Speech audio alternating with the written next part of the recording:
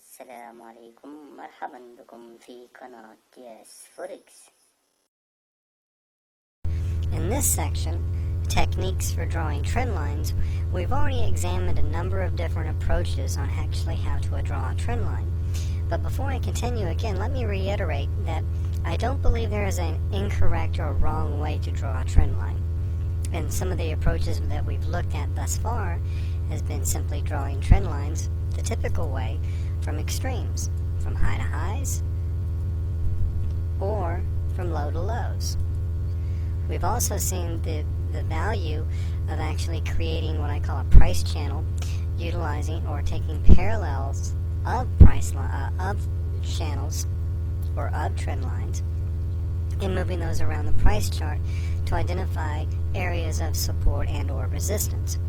Well, I'd like to explain to you or discuss with you two additional types or ways to draw trend lines. One is an approach which is a high to low approach, and then I'm going to follow that up with another technique called a triple fan. But let me go ahead and just begin talking to you about how to draw a trend line from high to low, because we have already drawn trend lines from extremes, high to highs and lows to lows. But here's a technique that I like to play with where I draw a trend line from a significant high to a significant low, just as I did here, or from this high to this low. Now, initially, this initial trend line is not that valuable, I think, with regard to giving you, the analyst or trader, information. However, what I've learned over the years in applying this technique is if you draw a trend line from a significant high to a low, or vice versa from a low to a high, and get the basic slope of that move, and then extend that trend line or take a parallel of that trend line to the most extreme point within the move, you can get a good idea of when the trend is going to break or continue. For example, and let me just draw this real simple and explain a bit more clearly what I'm referring to.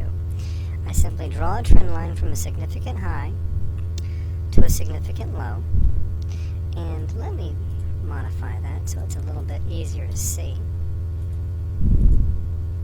And I then take a parallel of this line off the highest or the most extreme move within that, in this case, decline, which would be right here. So I'm simply taking a parallel, excuse me,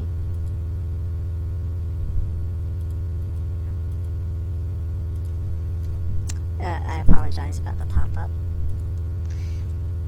and take a parallel of the initial decline, move it to the high or low of the extreme. Okay, and it's kind of confusing to describe, but I'll explain it again. Try and explain this approach as clearly as possible. So let me erase these lines and just repeat this step one more time. What I'm doing is I'm going to draw a trend line from this high to this low, and then I'm going to take a parallel of that line and extend it to the right to the most extreme point within the decline, which would be this high. So we begin the trend line from the high to the low and take a parallel to the most extreme move within that section here. Why is that a useful trend line to actually draw? Because it can identify the end of one trend and the beginning of a new trend. For example, in this instance, when prices began closing above this trend line here, it led to the subsequent advance, i.e. it indicated that the previous move or trend move was indeed done. And here, let me just repeat the steps again. Let me erase these lines. Here's a significant low. Here's a significant high. Now what I want to do is I want to take a parallel of this line and measure it to the extreme, or take a parallel of this line and move it to the right to the most extreme area, which would be right here. So let's do it again. Low to high, move it over until it basically lands on the extreme. Whenever the trend line is broken, that often indicates that the preceding move is indeed done. Here's another example.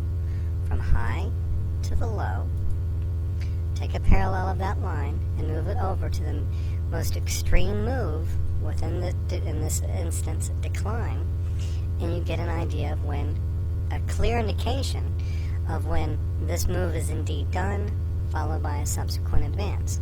Now this is a weekly bond chart, and I'm going to be showing you some additional examples, but we'll just continue to work with this weekly bond chart, and I'll continue to show you from this point here to the high.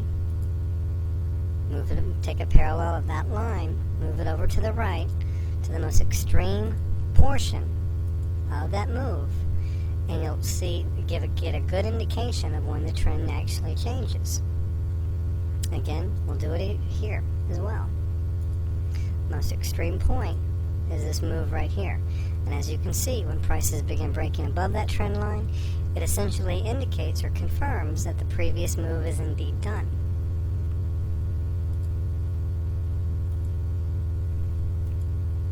There, as well as over here. So this is another way to actually draw trend lines to gain some really good, useful information about price action. And this is simply a high to low or low to high trend line technique. And I find it actually very, very valuable. شكرا لك على مشاهدة الفيديو. من فضلك ضع لايك واشتراك في القناة تشجيعا لنا على تقديم الأفضل في القادم إن شاء الله.